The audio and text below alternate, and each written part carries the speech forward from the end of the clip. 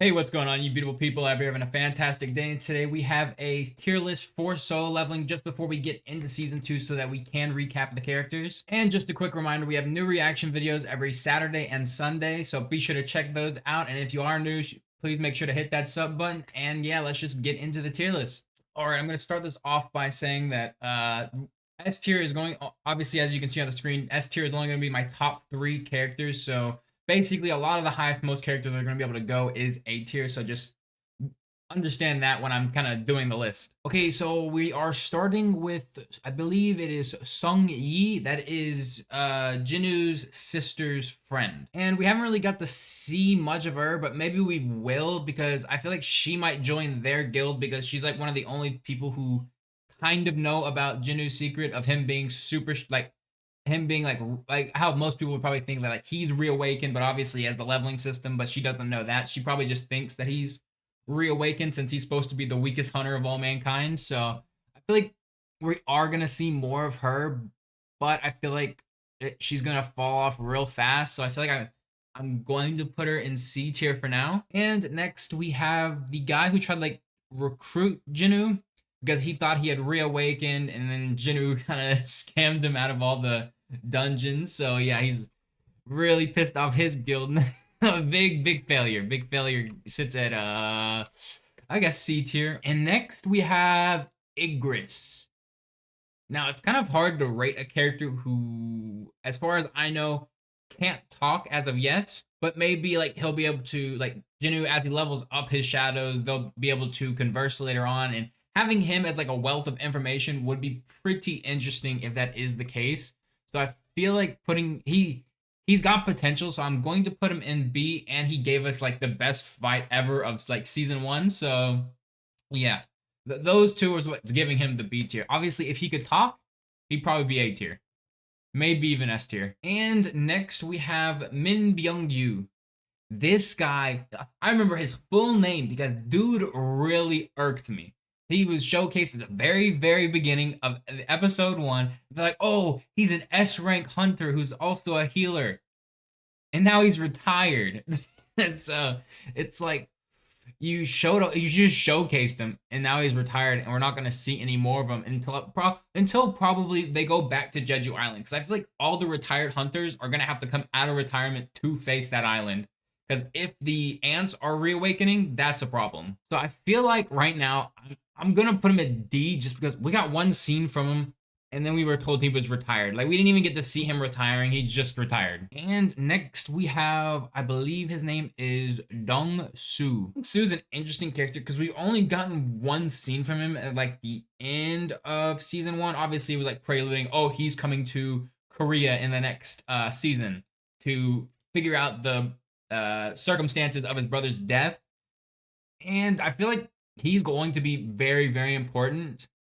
So I it's just I don't feel right putting him in A tier right now because like he is. I feel like he's going to be very important. Like obviously, Jinu has like the desire to get stronger because he needs the cure all herb and he knows exactly where to get like be able to get it now. But obviously, he needs to be stronger for that. But there's no real timetable on it, so he can realistically take his time on that.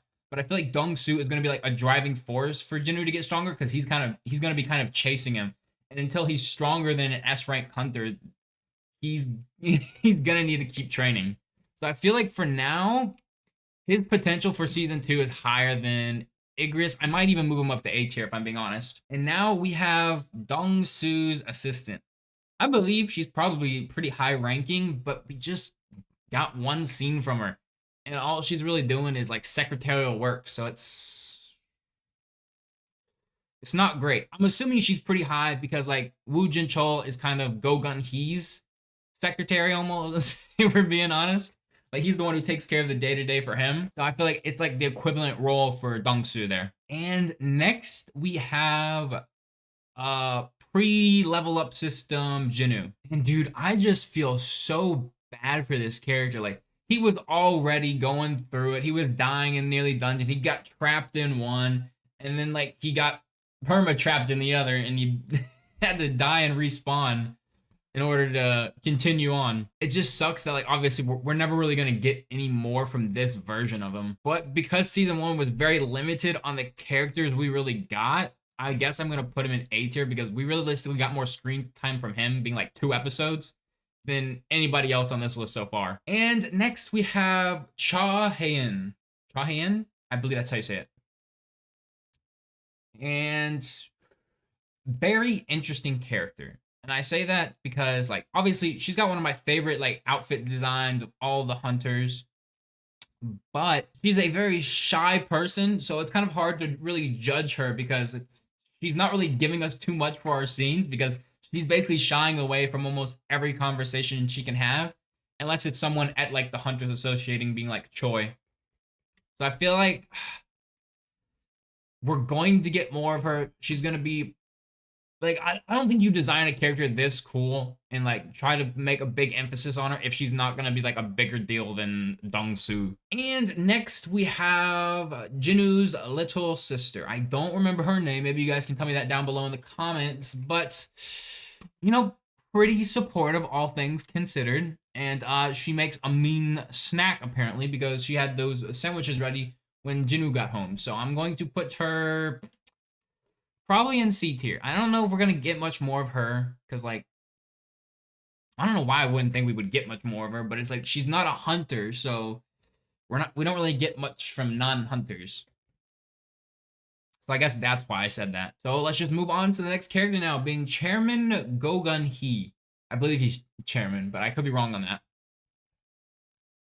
And I feel like he's got so much potential. Obviously, he's a retired hunter now, which kind of sucks. Like, I'm pretty upset that we got like so many hunters that just go into retirement in this season. Like, oh, we would think that we would be seeing new hunters popping up left and right, and just not half of the hunters we know are just retiring. But I feel like with Min Byung-gyu and all the other retired hunters, they are gonna come back once we finally go to Jeju Island because there's no way hunters can't come out of retirement when they realize that the ants are reawakening, especially the very high level hunters. So I feel like I'm going to put him probably an A tier for now. And next we have the boy Jinho. Bro, he's probably my favorite character. I think I even like named one of the reaction episodes my new favorite like solo leveling character. So I feel like it just makes sense. Like this was already like if you saw the series, then you probably already knew that this guy was going to be up there. And that was also my first reaction series. So if you did see it, it was probably pretty rough. And next we have Choi. Now, I'm pretty sure I was right with saying Chairman Go-gun-hee, but I don't know if Choi has like a title like commander or something like that, but I'm going to put him. He seems like a very influential character. He's going to be playing a big part in the episodes to come, especially once we get to the Jeju Island part of the show. And I'm praying we don't get off screen for that because I want to see Jinu on the island, and I don't know if we get Jinu on the island or not. So that's going to be a bit of a turn if we don't. Like if they off screen Jeju Island, I'm going to be pretty upset. So I feel like Choi is probably under Cha but above Go-gun-hee just because like he's technically like still in his prime. He's gonna be pulling off some probably maybe even some new abilities that he hasn't done before. So and he's a fire magic user on top of that. So everything's just gonna look visually amazing. And next we have Beck. And I believe when I was watching the series the first time through, I was like butchering his name. I'm pretty sure I called him like Bayek or something when I was watching it. But I believe he has like the only transformation in the show. So like that in itself is pretty cool. And he's not retired, unlike everybody else. That's almost like half the S rank hunters are retired, which is kind of annoying. So I feel like putting him above Chairman Go-gun-hee is a pretty fair position, but below Choi because I'm not too sure if we're gonna get anything visually amazing with his transformation. Maybe we will, because like we got that little sneak peek at the very beginning of episode 1, and then we didn't get to see it again, and I was pretty upset about that. But maybe we do, and we get pleasantly surprised in the next season. And next we got Woo Jin-chul. I know I said he was kind of like the Chairman Go's assistant before, but like he is a pretty big deal. He's probably more than that, but like because I feel like he's making Jinu's life very difficult right now because Jinu's trying to level up without anybody noticing him, and he's kind of keeping an eye on him after he beat Kang in a fight. I don't believe that he thinks that like Mr. Song and Juhi beat Kang on his own. Like, nah, nah. So I feel like he's gonna be an interesting character because he's kind of like almost impeding the progress of the way Jinu has to work because he can't get caught before he finally gets to the level he needs to be before he goes and finally like quote unquote reawakens, because we obviously know he's got the leveling system, so it's not really a reawakening.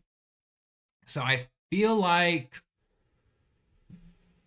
I'm putting a lot of characters in A tier, and I might regret that later on, but I feel like there's just a lot of characters that can be very cool and do have a lot of potential in this show. And the only reason like Dong Su's not in A tier is just because we've seen more from all of these characters than from him. And next, I know who he is. He's kind of like the assassin class character from episode 1. He was the trio with Beck, him, and Min Byung Yu. And it's kind of annoying because I just don't think we've seen him again. I don't know if he's retired or if he died on the island. But like, 'cause I feel like he did probably die on the island because like we have not seen from him, we haven't heard about him, and we heard that people died on the island, but I don't know who died on the island. So I don't feel right putting him in F tier. So I'm going to put him out of respect above Min because Min retired. This guy's probably dead. Died for the cause. And next we have Mr. Park. I don't like Mr. Park. Mr. Park is a problem. He was over here like, I have a family that I have to go and support. Jinu's like half your age and he's supporting his family all on his own. Like mother's in the hospital, sister's in school, about to go to college, and you're over here, boo, I have family. Brother, you got a wife that can support your child. You know who can support his sister and his mother? Nobody. And because of that, you're going in F tier. I don't like you. And next, we have... I don't know if we got a name on that thing. And maybe we'll get like an understanding of what it is later on, so we'll get a name then. But right now, I'm just going to call it the Ghoul God. Because the thing's face looks like a ghoul. And it's got the power of a god, basically giving Jinu the system that it did. So I feel like... if I'm being honest, it's on the same level as Igris because I feel like there's so many questions we need answered about him. But it's probably a little bit above Igris because I feel like it plays a bigger role than we can even imagine probably. Because like a entity that can give you a leveling up system in a world that's never seen it before, it's kind of wild. And next we have Jinu, like post level up Jinu. So this is probably a very interesting character to me at least because Jinu's very different from like the beginning. He's like, as he levels up, he kind of loses humanity. I'm kind of okay with that since like what's stripping it away is like, oh, he's just killing the people who are trying to take him out. So it's a little bit different in that kind of way. It doesn't make me feel as bad about it because like I feel like if the system just goes like, oh, take out this bit, like take out the people in this building, that's just gonna be yikes. And I feel like I don't really want to go in that direction. But as of right now, the system is keeping it pretty interesting, giving him objectives, leveling him up, giving him classes, which I did not see that coming. Like I initially just thought like Jinu was going to be like a classless S rank hunter, which I don't know if that is really a good thing or a bad thing, but it is pretty interesting. And seeing that he's got Necromancer, which I don't even think was a real class before he got it, is pretty cool. So I feel like just the uniqueness of Jinu is probably going to be S tier. And I don't really like to put the main character in S tier just because like they build the show around them. So of course you're going to like them. I usually put them pretty high, but I usually don't put them in my top 3. But we realistically haven't seen enough of a lot of people to have like him high, but not top 3. You know what I mean? And next we have Mr. Song. And I feel like Mr. Song's just awesome. Because like obviously he was very respectful when they got trapped in the dungeon. He's kind of like a mentor to Jinu, teaching him like things that he probably wouldn't otherwise get to know since he was the weakest hunter of all mankind. But he still showed him respect and gave him some lessons that he wouldn't otherwise have gotten. Plus, he's also the mentor to an S rank hunter known as Chahayan, which is pretty cool. So I feel like maybe we can get like we can see like him, like we can see Jinu and Chahayan meet like an S rank hunter and an S rank hunter through Mr. Song, and I feel like that could be pretty cool. So for now, like he's got the most potential. From what I've seen, I've loved from him, and I know looking at these three, besides like Jinu, maybe this top three might be a little controversial, but yeah, it is what it is at the moment. And next we have Juhi. Juhi really upset me when I was watching the show. Cause it's like I wasn't upset about like her. Like I thought we were gonna get like a love interest for Jinu. I'm not upset that that wasn't like the case. But like I'm upset that they like dragged her on for so long, developed the character out of almost everybody, almost even more than Jinu. And then they're like, yeah, she's retiring. She's gonna go live off in the countryside. We're never gonna see her again. Like I'm not even sure if we're going to see her in the Jeju Island part of the show, when a lot of hunters do come out of retirement. So I feel like I'm going to put her probably in D tier. And it was cool because she was a healer, and then like we don't have healers in the show that much really. All we really have now left in the show as a healer is Jinu's once a day recovery ability, which is the most disrespectful thing I think I've ever seen done for heals. And next we have Mr. Kim. Mr. Kim is in like the same level as this guy. This guy's 3 times as old as Jinu and still thought that his life was worth more while he had to take care of his own family as well. So I was like, I reserve F tier for scum of the earth kind of characters in my eyes. And next we have Kang. Kang was probably the best villain. Obviously, he gave us the second best fight. I'm going to be honest. Igris was the best fight. And like this, obviously Kang was a close second, but if I'm being honest, I'm going to put Kang probably in A tier because he was the best villain in episode like in season 1. Dude was absolutely merciless, and he gave us a pretty cool fight because that was our first real fight with a hunter on hunter. Because the Jinu versus like the 5 or 6 guys in the dungeon, that doesn't count. That was a literal massacre. And next we have Dong Su's little brother. The reason that he's coming back from America to Korea. You know, I'm not sure if this guy's American or even if Dong Su's American and he like just immigrated to America as a hunter. But like our American representation, kind of scum of the earth if this is if this is what we got. I'm really hoping we get somebody new who's like actually a good person. So like I'm just gonna be real. Scum of the earth. Dude is a literal trash bin. I'm gonna put him below those two because like those two, like sure they like sacrificed Jinu. This guy just tried straight murdering him. There's a difference. Like brother 5-on-1 a weakest hunter of all mankind. Yeah, that's just a different level of rude. And this next guy, he looks. I'm not sure if I'm correct by saying this, but this guy right here, it was like his like second hand kind of like second in command, the one that was going around with him, trying to recruit Jinu, looking at the dungeons that Jinho was buying for him. So I feel like we didn't get much from him. He was like he was trying to make this guy a lot more aware of what was going on. He's like, oh, we need to be a little bit more careful here, and he just not having it apparently. I feel like as much as this guy tried, he couldn't make the difference. So I feel like I'm gonna put him above Juhi just because I feel so disrespected by Juhi. Because like they built that character up and just threw her away. It was wild. And while this next character looks like a very old Choi, I believe that is Jinho's father.